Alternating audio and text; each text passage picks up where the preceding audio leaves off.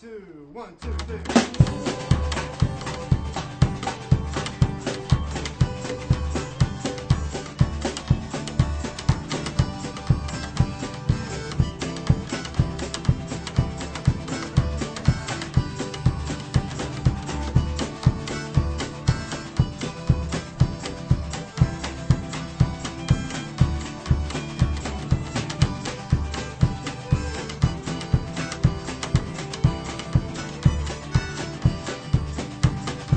Hello, and welcome to Ithaca DSA Presents. I'm David Foote, an activist and organizer with the Ithaca chapter of the Democratic Socialists of America. I'm here today to talk with Theresa Alt, a longtime member, co-conspirator, and housing activist here in Ithaca. Theresa, thank you so much for joining us today. Theresa, we are here today to talk about housing. We know that the situation in Ithaca is a problem, that apartments are very expensive, houses are difficult to find, and also very, very expensive for anyone who might want to live and work here. I personally have heard a lot of different theories put forward as to why this is.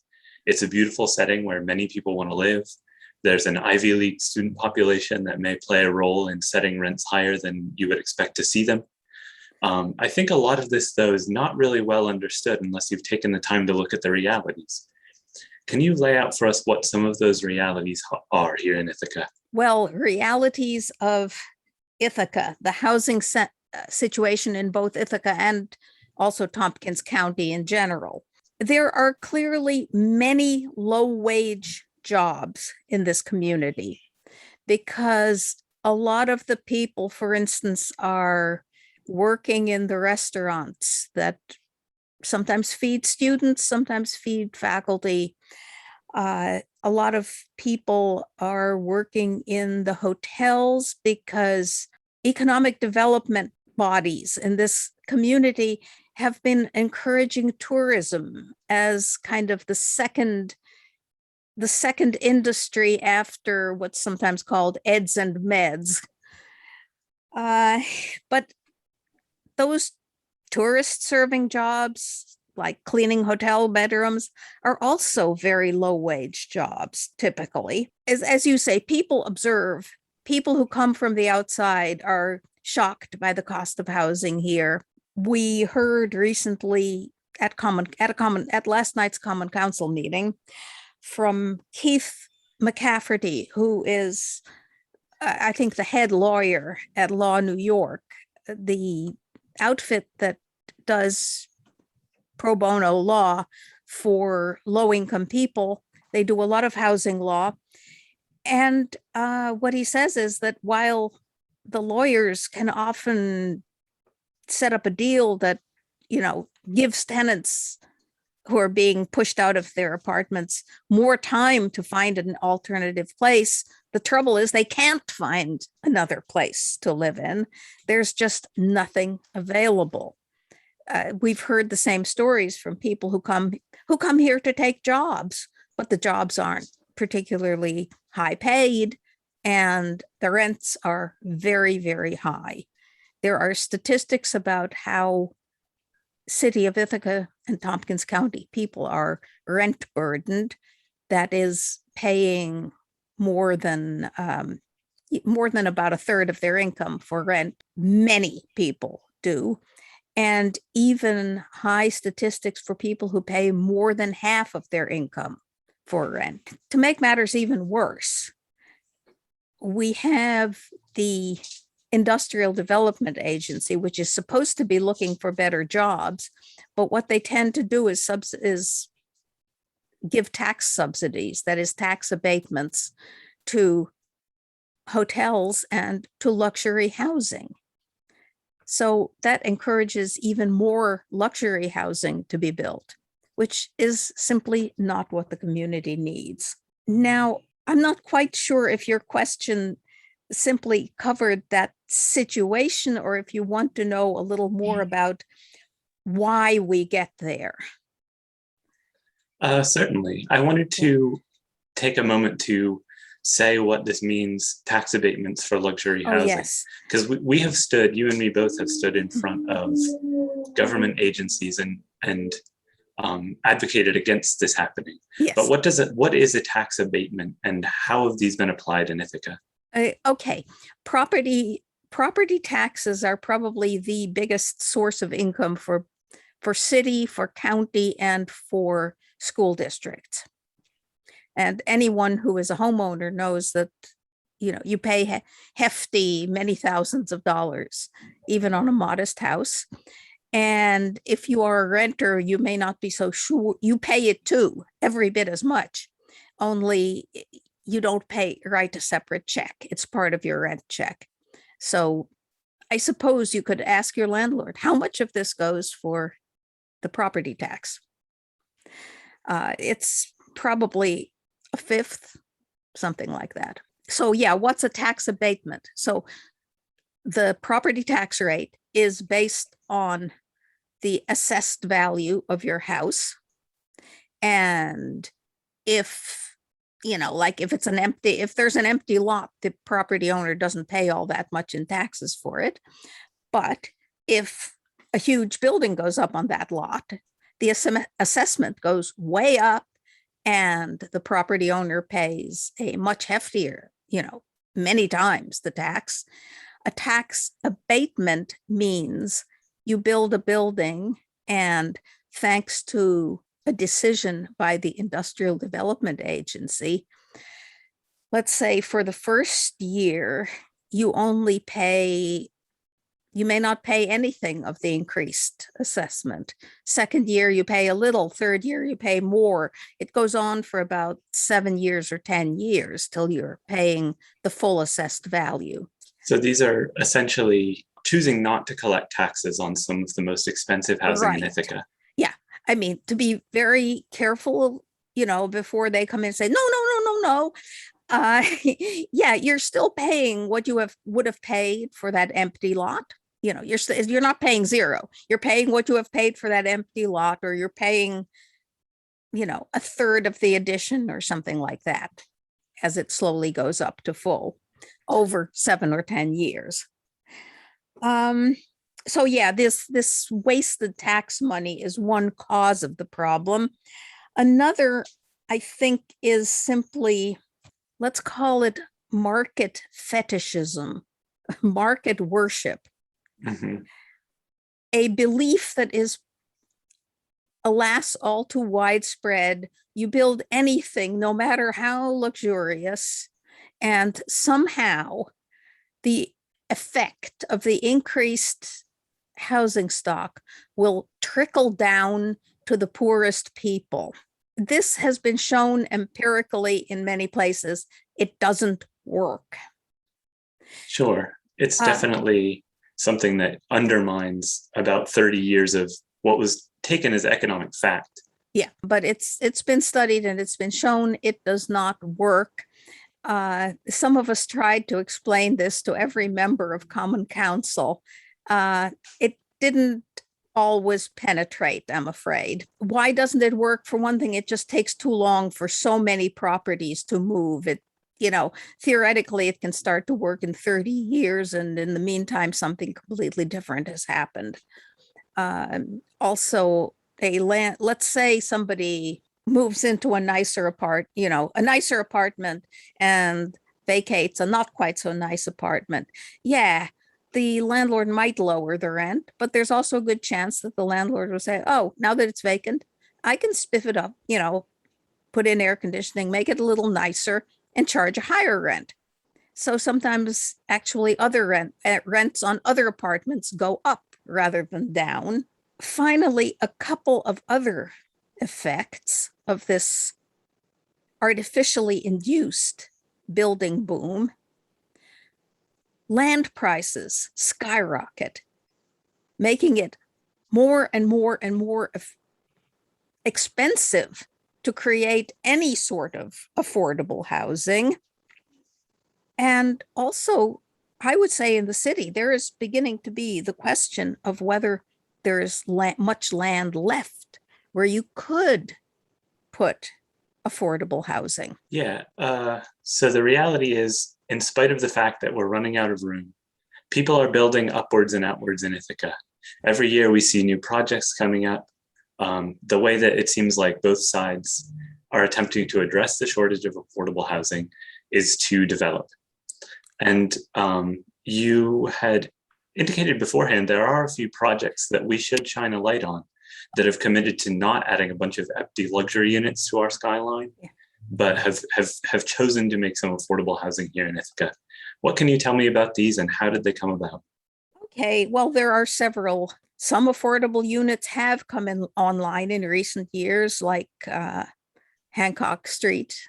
Others about to happen, something called Art House, a colorful 4 or 5 story building right near the flood control channel, a little south of State Street. This is by a private developer, but a private developer called Vecino that seems to be dedicated to creating affordable housing. It's an interesting concept, Art House. Some of the units in it are going to be supportive units. That is for people who have various handicaps, physical or mental, and there will be staff on hand to help them. But other units are simply dedicated to people with relatively low incomes. I don't remember the numbers. And there's been an attempt to make it especially attractive to artists. I think there's a gallery on the premises, things like perhaps some studios, things like that. So that's one. If you've walked down West Buffalo Street, you've probably seen a lot of construction on what used to be the site of Immaculate Conception School. That is now a project called Founder's Way. It is being built by the not-for-profit Ithaca Neighborhood Housing Services, INHS. Some of the old buildings are being preserved or reused, especially the old gym from the Immaculate Conception School is going to become the gym for GIAC, but they are also building quite a few, both a new apartment building and I think some row houses. What else? Next to City Hall, where there used to be the western part of the Green Street parking garage, there is now nothing but flat space. I was there a few days ago, nothing but flat space remaining. That is the site of the future Asteri building. Again, a Vecino project, this one to have 180 small units. So this is probably the biggest affordable housing project that we're getting in the city in the near future. It'll be a couple of years where Art House should come online. It's scheduled to be opening now. I think it's not quite finished, but Asteri will be a few years in the future. And the lowest level will be a conference center. Common Counsel insisted that this be part of the project. A lot of people are very skeptical about it, but it's there. Then there's going to be, I think, a couple of layers of parking and then the housing. Or it may be that the parking is next door. I can't quite remember. Yeah, if there's one thing we've been looking for here in Ithaca, it's conferences. Yeah, that's the powers that be view of what will rescue us economically. Like people want to come this far. Okay, others, there's a development, so-called Carpenter Park. This is between Route 13 and the Farmers Market. That's the simplest way to say it, I think. That is being developed by Cayuga Medical Center, and it's going to have a medical office there. And it's also going to have a couple of market rate apartment buildings and a separate building with affordable housing. And I think they said the building had to be separate so that they could get state tax credits for it. And up by what's called Chain Works, that's the old, once upon a time, Borg Warner, then Emerson power transmission site. Old factory buildings that are going out of, not being used anymore. And a lot of housing is supposed to be developed there. And apparently in the latest version, some of that will be developed by Vecino. So looking forward to that. when it actually happens. It hasn't been started yet. It's a long time in the making.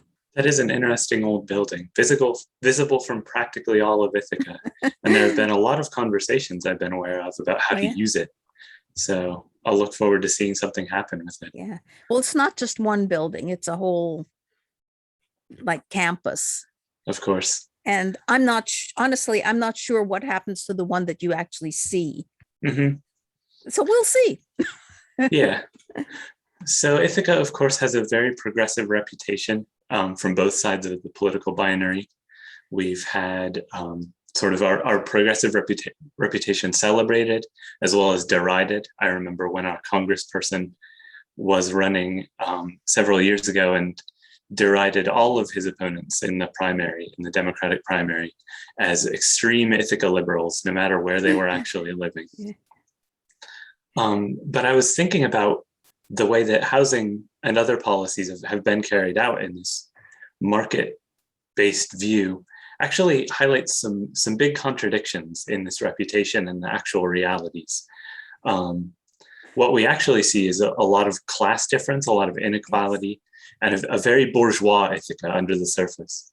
And as we know, as socialist activists, that is actually a pretty huge barrier to radical ideas and approaches. And of course, we would agree that a generous and sympathetic government, the thing that we are fighting for, would be making an effort to boost these, to increase access to quality housing. But there are layers to this. What can the government do, and which government are we even talking about when we ask this? You may remember that I alluded to the property tax as being the largest source of income for the city and the county.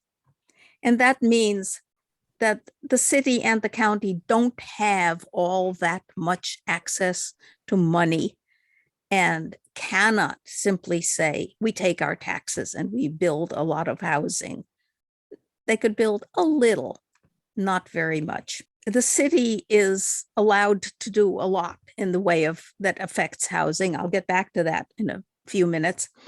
The county is much more limited. They do have one fund.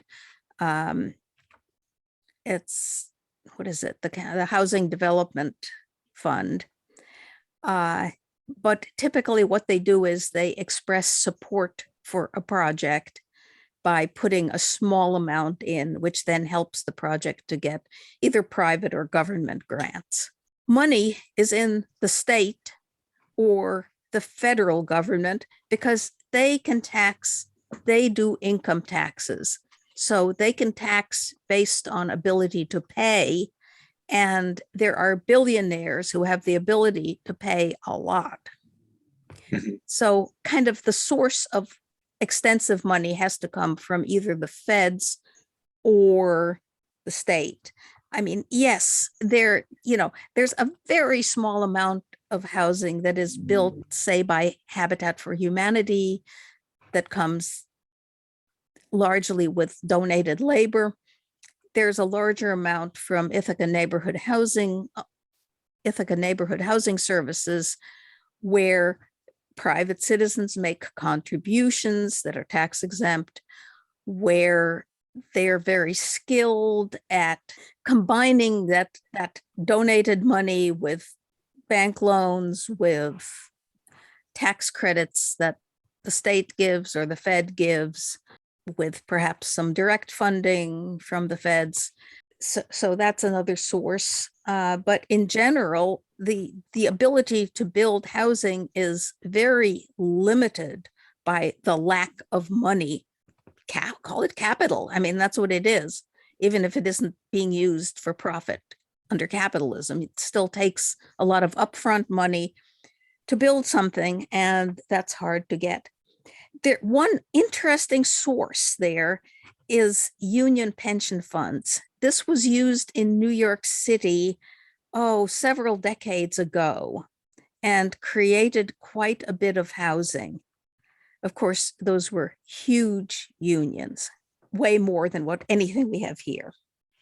But ours even, aren't doing, as far as I know, aren't doing anything along those lines. So you were saying, what can the various levels of government do? What can the city do? As I say, the city can't really just go in and say, we're building, but the city is in charge of zoning. Zoning essentially determines what kind of building you can put where in the city. And for instance, there was a suggestion a couple of years ago, the city should have zoning that encourages what's called auxiliary dwelling units. That is, put a little apartment into your basement or into your attic or into what used to be your garage, or simply build an additional little unit on your property. House, rent it. It helps to pay your bills and it gives somebody else housing. Well, unfortunately, the homeowners came out to council in hordes.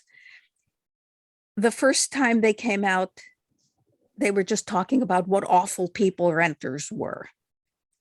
Yeah. They were actually rebuked by members of council. One of whom Steve Smith was able to say, I am a renter. And you see, I do care about the community. And on top of my full-time job, I'm serving on council. Others, talked about childhood in rental properties. When they came back a few times more, kind of denying that they had ever said what they said, and this time usually phrasing it as the need for green space. Now, unfortunately, requirements for a lot of green space around a house make it hard to build a second unit. Well, speaking of green space, we're kind of getting into the weeds here. Yes. And we only have a few minutes left. Yes. I wanted to at least take a couple of minutes to talk about what activists are doing, because none of this comes about just because our government is so magnanimous. Yeah. Well, activists are pushing better measures. For instance, the concept of inclusionary zoning, which says you build something, such and such proportion of it has got to be affordable. Or the Ithaca Tenants Union has been pushing legislation right to renew leases. Actually,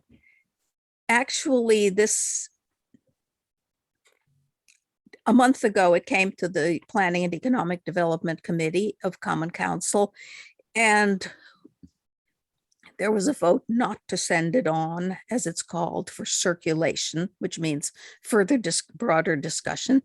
But this month, a different right to it's called just cause eviction measure did come, imitating legislation that just passed in the city of Albany. And this has been sent on. Unfortunately, this version has an awful lot of reasons why you can, in fact, evict someone. And I don't think we have time to go into all of them. This is probably a separate show, but I would like to talk more about right to renew. A second show if it goes much further in the same. The tenants union, the activists from the tenants union were there with charts showing what a high percentage of the problems that they encounter from tenants have to do with non-renewal displacement, as they were putting it, which I think also means this place is going to be torn down, but also simply the landlord's not renewing the lease, and the problem of how hard it was to find another place that is either within the city or on a bus line. So actually there's something where we can make a plug for the activists. Buses and bicycles. I guess it'll be over by the time this airs. Streets Alive, a festival for buses and bicycles. Another piece of legislation that just came to council is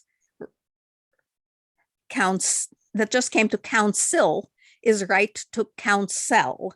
That is to say, right to be represented by a lawyer if you have an eviction case, because I think they said 98% of landlords are represented by lawyers and only less than 3% of tenants. You can imagine the tenants keep losing. Yeah, not surprising, unfortunately. And finally, Ithaca DSA was opting in to the Emergency Tenant Protection Act, more specifically, Housing Stability and Tenant Protection Act of 2019. Limited in that it only applies to older buildings and larger buildings, large being 6 units or more, old being built before 1974, but it would actually make rent raises in such buildings subject to a rental guidelines board.